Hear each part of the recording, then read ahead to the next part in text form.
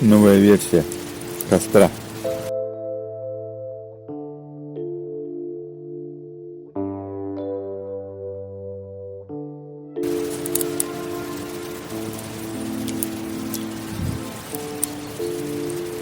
Костер экономный. Полежина вот такая попереком здесь лежала. И этот конец разрубил еще надвое. И так вот приспособил.